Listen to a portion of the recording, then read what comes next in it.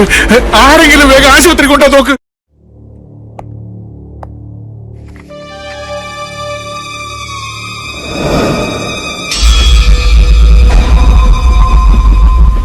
ഞാൻ ആരെയും കൊന്നിട്ടില്ല.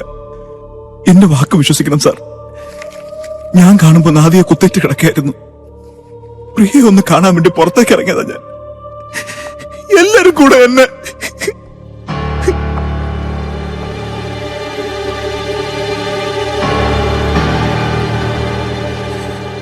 ബോധ മനസ്സ് കള്ളം പറയും, പക്ഷെ അബോധ മനസ്സ് ഒരിക്കലും കള്ളം പറയില്ല.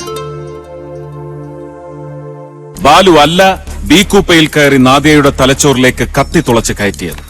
ബാലു കണ്ടതെല്ലാം ബാലുവിന്റെ സബ് കോൺഷ്യസ് മൈൻഡ് തുറന്നു പറഞ്ഞു കഴിഞ്ഞു. ശരിയല്ലേ doctor Mathangi Varma? Pre conscious reading കോടതിക്കും പോലീസുകാർക്കും വിശ്വാസമാണ്. ഏറ്റവും സോഫ്റ്റായ പില്ലോ നമ്മുടെ തെളിഞ്ഞ മനസ്സാണ്. Now you are okay. പണ്ടെങ്ങോ കോളേജിൽ വെച്ച് ഒരു പെൺകുട്ടി ഓട്ടോഗ്രാഫിൽ എന്തോ എഴുതിയെന്ന് കരുതി ആ കള്ളവരികൾ ഓർത്ത് പാഴാക്കി കളയാനുള്ളതല്ല തന്റെ ഇനിയുള്ള ജീവിതം. You are not a killer, but drugs could turn out to be your killer.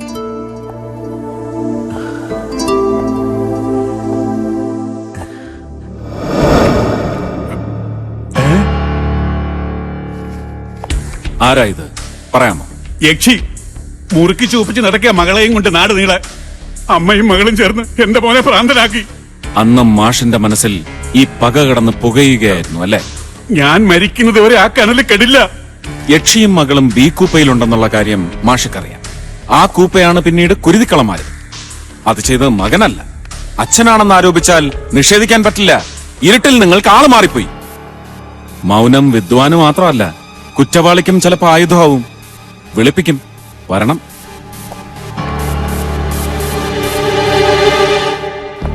ഇരയും പ്രതികളും സാക്ഷികളുമെല്ലാം ഒരു കൂരയ്ക്ക് താഴെ. ഞങ്ങൾക്കിപ്പോ അറിയേണ്ടത് നാദിയയുടെ അവസാനത്തെ 9 മണിക്കൂർ എന്തൊക്കെ സംഭവിച്ചുവെന്നാണ്. ആ നാടകത്തിലെ 4 കഥാപാത്രങ്ങൾ നിങ്ങളാണ്. Doctor Ajay Ghosh, doctor Rupesh, doctor Govind and doctor Mathangi Varma. Royal blood line. ഡോക്ടർമാരെന്തിനാണ് ഒരുമിച്ച് ചെന്നൈയിലേക്ക് പോയത്? ജൂനിയർ ഡോക്ടർമാരുടെ കോൺഫറൻസിൽ പങ്കെടുക്കാൻ വേണ്ടി. ആടിയും പാടിയും ഒരു എഡ്യൂക്കേഷണൽ പിക്നിക് അല്ലേ? ആ ഉല്ലാസവേളയിൽ എപ്പോഴാണ് നിങ്ങളുടെയൊക്കെ കയ്യിൽ നാദിയയുടെ ചോര പുരണ്ടത്? സർ, കുത്തേറ്റ് കിടന്ന നാദിയെ ഇവരാണ് ഹോസ്പിറ്റലിൽ കൊണ്ടുവന്നത്. നിങ്ങൾക്കുറപ്പുണ്ട് നാദിയ ഒരു ശവമായി കഴിഞ്ഞു. ചിന്തിക്കാൻ തലച്ചോറില്ലാത്ത വെറും ഒരു ഫീമെയിൽ കടയവർ. ആ ധൈര്യത്തിന്റെ പുറത്താണ് നിങ്ങൾ ഇപ്പൊ എന്റെ മുന്നിൽ നിൽക്കുന്നത്. അജയ് ഘോഷ് ധീരനാണ്.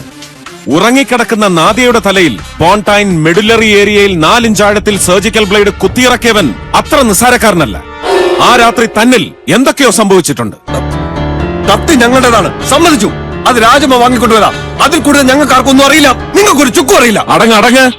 നിന്നെക്കുറിച്ച് ഞങ്ങൾക്ക് എന്തൊക്കെ അറിയാമെന്ന് നീ ഇപ്പൊ അറിയും. Selvan,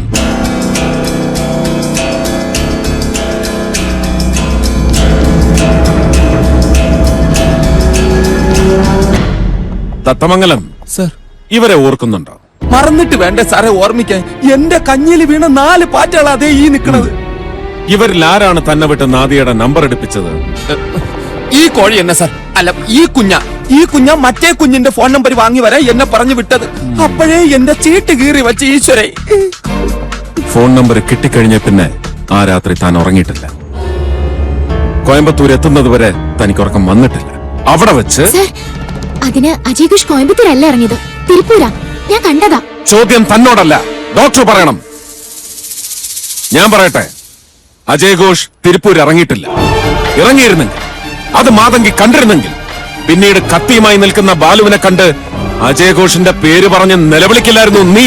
sir please, don't lie and don't act smart. Madukkarai സ്റ്റേഷനിൽ ട്രെയിൻ നിർത്തുമ്പോ നിങ്ങളുടെ കൂപ്പയിൽ അജയ് ഘോഷ് ഉണ്ടായിരുന്നു. ബഹളത്തിനിടയിൽ ആരും അറിയാതെ നിങ്ങൾ ഇയാളെ രക്ഷപ്പെടുത്തി. അതെ ഓഫീസർ, രക്ഷപ്പെടാൻ തീരുമാനിച്ചാൽ ഞങ്ങൾ രക്ഷപ്പെടും. പിന്നെ ആര് വിചാരിച്ചാലും ഒന്നും ചെയ്യാൻ കഴിയില്ല. കടം തിളയ്ക്കാടാ. ഇപ്പൊ തിളയ്ക്കാനും മാത്രം തീ നിന്റെയൊക്കെ ഉള്ളിലുണ്ടെന്നറിയാം. അത് ഞങ്ങളിങ്ങ് കോരിയെടുക്കും. കൂട്ടത്തിൽ നാദിയുടെ ചുണ്ടുകൾ കടിച്ചു പറിച്ച ഈ പല്ലുകൾ. ഞാനിതിന് സമ്മതിക്കില്ല. നാദിയെ കൊല്ലണമെന്ന് എന്നോട് പറയാൻ നിങ്ങൾക്ക് എങ്ങനെ ധൈര്യം വന്നു? ടീച്ചർ, ഇല്ല, അത് മാത്രം എന്നോട് പറയരുത്. ഒന്ന് ഇവരോട് പറ. ആര് പറഞ്ഞിട്ടാ നിങ്ങൾ അവളെ കൊല്ലാൻ ഒരുങ്ങിയത്? ആരോട് ചോദിച്ചിട്ടാന്ന്? പറ, എനിക്കറിയണം, പറ. അവരെന്നോട് ചോദിച്ചു.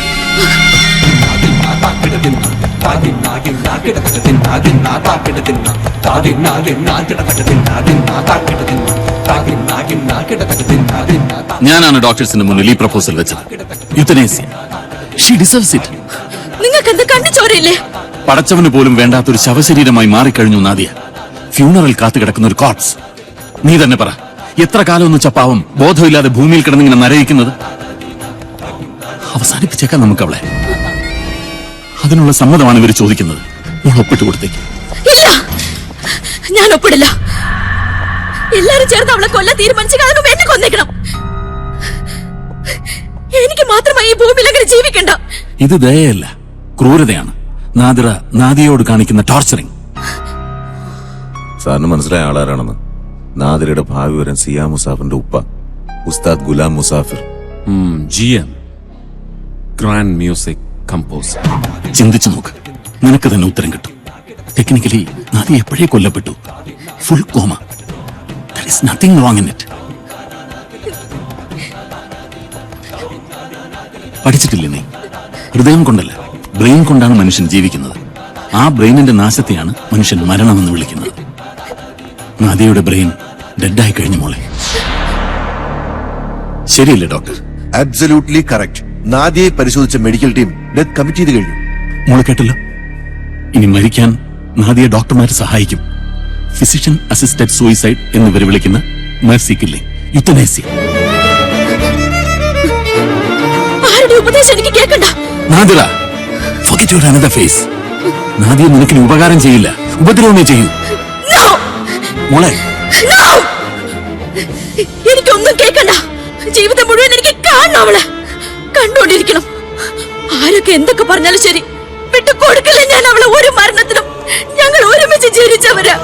22 കൊല്ലം ഞങ്ങൾ ഒരുമിച്ച് ജീവിച്ചു. എന്നെ പാതി വഴിയിലിട്ടിട്ട് പോകാൻ സമ്മതിക്കില്ല ഞാൻ അവളെ. ഞാൻ കാവലിരിക്കും ഈ ജന്മം മുഴുവൻ. അവൾ എന്റെയാ, എന്റെ മാത്രം സ്വത്താ. വിഡ്ഢിയാണ് നീ. ഒരിക്കലും ഉണരാത്ത ഉറക്കത്തിന് കാവലിരിക്കുന്ന വിഡ്ഢി.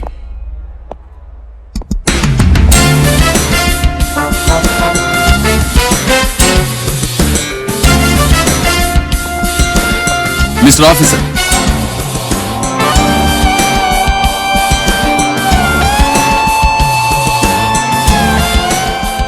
നമസ്തേ ji. I'm Ustad Ghulam Musafir. Wow. Mister Sharafuddin Tharamasi IPS ഇപ്പോ നാദിയ കേസ് അന്വേഷിക്കുന്നു. കേട്ടിട്ടുണ്ട് നിങ്ങളെ പറ്റി ധാരാളം. വായിച്ചിട്ടുണ്ട് ചില ഹ്യൂമൻ റൈറ്റ് ആർട്ടിക്കിൾസ്. ചെന്നൈ നഗരത്തിലെ ഗല്ലികളിൽ രാത്രി ഗുണ്ടകളെ നിരത്തി നിർത്തി വെടിവെച്ച് കൊല്ലുന്ന encounter specialist, A glorified killer. ഈ എൻകൗണ്ടറിംഗ് ഒരുതരം മേഴ്സി കില്ലിംഗ് ആണെന്ന് വേണമെങ്കിൽ പറയാം, അല്ലേ മിസ്റ്റർ ഷറഫുദ്ദീൻ? എനിക്കറിയാം നിങ്ങൾക്ക് ഇപ്പോ അതിന് ഉത്തരം പറയാൻ കഴിയില്ല. ഉത്തരമില്ലാഞ്ഞിട്ടല്ല, നിങ്ങളോട് ഉത്തരം പറയാൻ ഞാൻ ബാധ്യസ്ഥനല്ല. അതുകൊണ്ട് ഈ വിഷയം നമുക്ക് ഇവിടെ വെച്ച് അവസാനിപ്പിക്കാം. Anyway, my congrats mister GM. Why? നാദിയല്ല, നാദിറയുടെ ഭാവിയിൽ ഓവർ കോൺഷ്യസ് ആവുന്നതിന്. യെസ്, നാളെ എന്റെ വീട്ടിൽ വന്ന് കയറേണ്ട എന്റെ ഭാവി മരുമകളല്ലേ നാദിറ. അപ്പോ അവളുടെ ദുഃഖങ്ങളും ദുരിതങ്ങളും എന്റെയും എന്റെ മകന്റെയും കൂടിയല്ലേ മിസ്റ്റർ ഷറഫുദ്ദീൻ? പിന്നെ ഈ മേഴ്സി കില്ലിംഗ് അത്ര വലിയ പാപോ തെറ്റൊന്നുമല്ലെന്ന് നിങ്ങളും നാദിറയെ ഒന്ന് പറഞ്ഞ് മനസ്സിലാക്കണം. ഹോളണ്ടിലും ബെൽജിയത്തിലും ഒക്കെ ഇത് സർവ്വസാധാരണമായി കഴിഞ്ഞു. ഹോളണ്ടിലും ബെൽജിയത്തിലും ഒന്നും അല്ലല്ലോ നമ്മൾ ജീവിക്കുന്നത്, ഇന്ത്യയിലല്ലേ. അതുകൊണ്ടാണല്ലോ ഞാൻ അവളോട് പറഞ്ഞത്, നാദിയ വേണമെങ്കിൽ നമുക്ക് ബെൽജിയത്തിലേക്ക് കൊണ്ടുപോകാം. അവിടെ വെച്ച് ഈസിലി കില്ലിംഗ് ആരും അറിയില്ല. ഇവിടത്തെ പോലെ ലീഗൽ പ്രോബ്ലംസും ഇല്ല. കില്ലിംഗ് കില്ലിംഗ് 4 തവണ നിങ്ങൾ ആ വാക്ക് ഉപയോഗിച്ചു, ഒരു കില്ലറുടെ ആത്മസംതൃപ്തിയോടെ. എല്ലാ സൂത്രധാരന്മാർക്കും ഒരേ മുഖഛായയാണ്, ഒരു പ്രൊട്ടക്ടറുടെ ഭാവം. Yes, I am really a protector.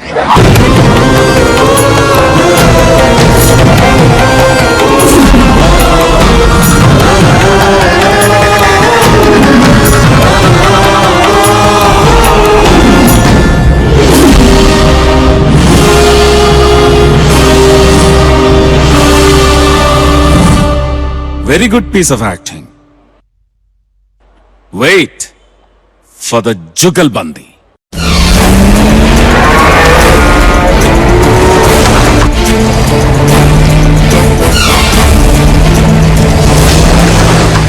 ബീകൂപ്പയിൽ നടന്ന എല്ലാ സംഭവങ്ങൾക്കും വ്യക്തതയില്ല സർ, പക്ഷെ ഒരു കാര്യത്തിന് മാത്രം നല്ല വ്യക്തതയുണ്ട്.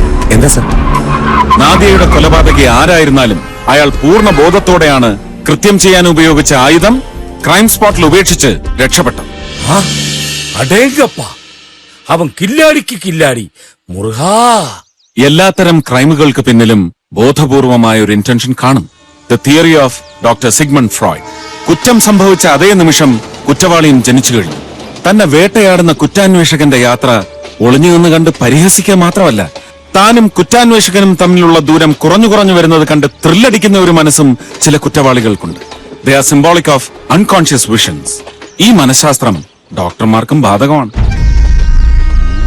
കത്തിയിൽ നിന്ന് കണ്ടെടുത്ത ഏറ്റവും ബോൾഡായ ഫിംഗർ പ്രിന്റ് ഡോക്ടർ അജയ് ഘോഷിന്റെയും ബാലുവിന്റെയും രാജമ്മയുടെയും.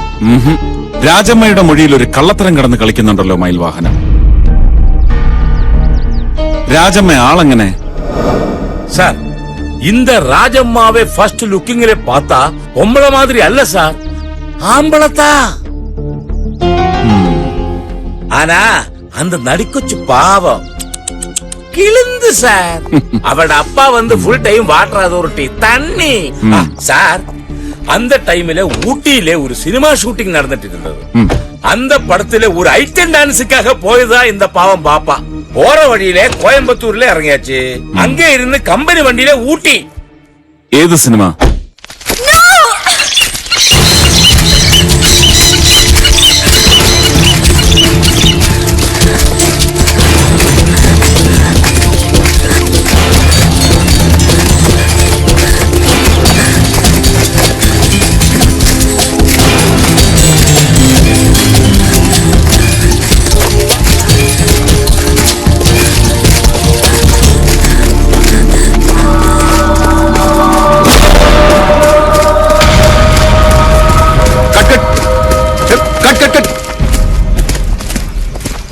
I'm sorry.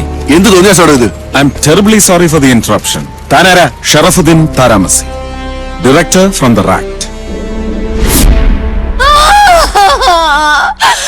അയ്യോ, ഏത് കഷ്ടകാല സമയത്താണോ എനിക്ക് ആ ട്രെയിനിൽ കയറാൻ തോന്നിയത്. സത്യം പറഞ്ഞേ പറ്റൂ രാജമ്മ. പ്രിയ ഊട്ടിയിൽ അഭിനയിച്ച ഉടുപ്പി ദാദ MBBS എന്ന ചിത്രം ഞങ്ങൾ അരിച്ചു പെറുക്കി നോക്കി. അതിൽ പ്രിയയുടെ ஐட்டம் டான்ஸ் மட்டும் நாங்க பார்க்கல. ஏமா அந்த ஐட்டம் டான்ஸ் போடல? എനിക്ക് தெரியாத സാർ. സത്യം പറഞ്ഞേ പറ്റൂ. നീ ഇപ്പടി അടം പിടിച്ച് നിന്നേനാ നിന്റെ പാപ്പാടെ കൊച്ചിട്ടും കളിക്കും, നിന്നെ ഞാൻ കളിക്കും. ചൊല്ലടി. ജ്യൂസ് എടുക്കാം. അയ്യോ, എന്നെ ഒന്നും ചെയ്യല്ലേ സാറേ. മോക്കിപ്പൊ പടവും പപ്പടവും ഒന്നുമില്ല. ഞങ്ങൾ ഇപ്പൊ കോൾ ഷീറ്റ് കൊടുക്കുന്നത് സ്വർണ്ണക്കടക്കാർക്കാ. ഹൈദരാബാദിൽ നിന്നും മദ്രാസിൽ നിന്നും ഹോൾസെയിൽ പാർട്ടി നാട്ടിലുള്ള ജ്വല്ലറിക്കാർക്ക് കൊടുത്തുവിടുന്ന സ്വർണ്ണ ഉരുപ്പടികൾ ഞങ്ങളുടെ കയ്യിൽ തന്നുവിടും. ഞങ്ങൾ അത് ഭദ്രമായി അവിടെ എത്തിക്കും. സ്മഗ്ലിംഗ്. അപ്പൊ ഇതാണ് ഐറ്റം. ഒരു ട്രിപ്പിന് എത്ര കിട്ടും? 50,000. കോയമ്പത്തൂർക്ക് ചുമന്നത് ആർക്ക് വേണ്ടിയാ? കോവയും ആങ്കുടി ചെട്ടിയാർ തങ്കമാളിക. എത്ര കിലോ? 7 കിലോ. രാജമ്മയുടെ ഭർത്താവ് എവിടെ? അയ്യോ, രാമേട്ടൻ പാവോ സാറേ. ഹീസ് ഇന്നസെന്റ്. എടി, அந்த ராமேட்டன் இன்னசென்டா வடிவேலுவோ எங்களுக்கு தெரிய வேண்டிய விஷயமല്ല. நிஜமா சொல்லடி, கணவனங்கடி. രാമേട്ടൻ ഞാൻ ഡൈവോഴ്സ് ചെയ്ത് കളഞ്ഞു സാറേ. അയാൾ ഇപ്പൊ കാശിയില്ല. அடி பாவிங்களா, கழுத்துல தாலி கட்டிய கணவனை டைவோர்ஸ் பண்ணிட்டு தலையில ஜெண்டுமல்லி பூச்சி நடக்கிறியா? உன்னை செருப்பால் அடிச்சு பரமரத்தில் ஏற்றுவே. சொல்லடி சொல். கதிரேசன். Sorry sir.